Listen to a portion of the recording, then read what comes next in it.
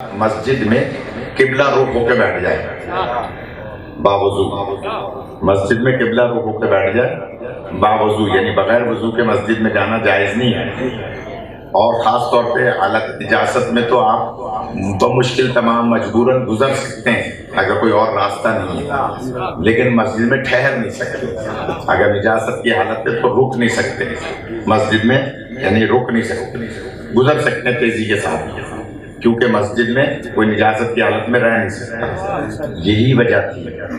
آہستہ سے کہوں گا، یہی وجہ تھی کہ رسول پاک نے سارے صحابہ کے دروازے مسجد سے بند کرا دیا۔ مولا فرماتے ہیں کہ سرکار نے مسجد کے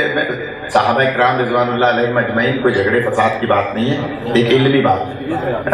ان کے دروازے کھلتے تھے مسجد کے اندر، مسجد کے چاروں طرف گھر بنے ہوئے تھے اور اپنا اپنا دروازہ مسجد میں کھولا ہوا تھا، تو لوگ آتے تھے مسجد سے گزر کے اپنے کام کاج سے، کاروبار پہ، کھیتی باڑی سب جگہ جاتے تھے، پھر واپس آتے تھے مسجد سے گزر کے، تو آواز قدرت آئی کہ میرے حبیب سب کے دروازے اس طرف سے بند کرا دیں، پچھلی طرف سے جائے، دوسرے گیٹ سے جائیں، پیچھے سے دروازہ بنائیں۔ لہذا پیچھے سے دروازہ اس لیے بھی بنوایا کہ ان میں سے بہت سارے پیچھے دروازے سے آنے کے عادی بھی تھے،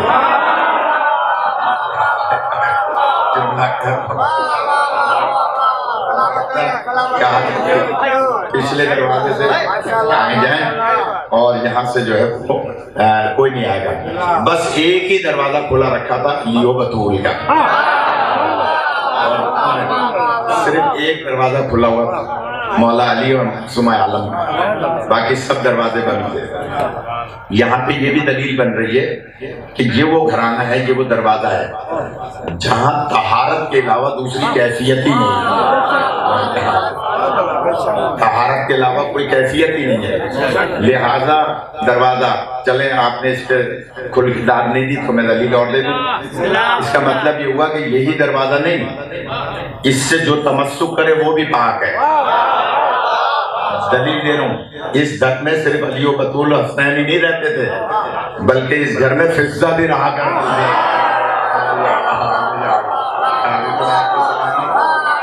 آپ کو زندگی اس کا مطلب ہے جو اس گھر میں تمسک کر لے، جو اس گھر میں رہ لے، وہ بھی پاک ہو جاتا ہے۔ لہذا سب کے دروازے بند کرا دیے، صرف مولا بیوی کا دروازہ کھلا ہوا تھا۔ تو کچھ صحابہ کرام ایسے تھے جو حضور سے تھوڑی بات کر لیا کرتے تھے، اپنے دل کی بات ذرا تھوڑا سا لہجہ بدل کے کر لیتے تھے، کبھی کبھی شک بھی کر لیتے تھے نبوت میں، کبھی کبھی وہ جو ہے ایسی باتیں کر لیتے تھے۔ تو ایک صاحب نے ہمت کر کے کہا، سرکار آپ نے ہمارے دروازے بند کرا دیا، ہمیں دور سے آنا پڑتا ہے اور علی و بطول کے دروازے کھلے ہیں۔ تو نبی مسکرا کے فرماتے ہیں، میں نے اپنی مرضی سے تمہارے دروازے بند کیے،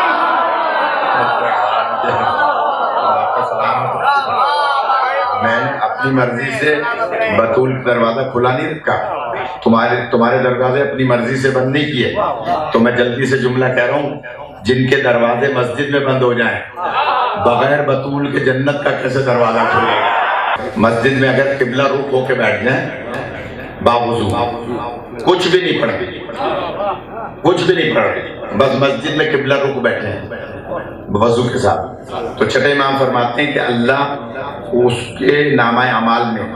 70 نیکیاں لکھے گا۔ مولانا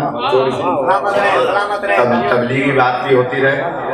مسجد سے تعلق رکھیں، کیونکہ مسجد کا تعلق ہے ہی علی علیہ السلام سے۔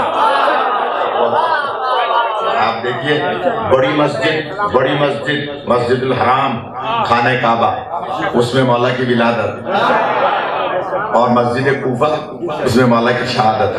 والی آئے بھی مسجد سے، گئے بھی مسجد سے۔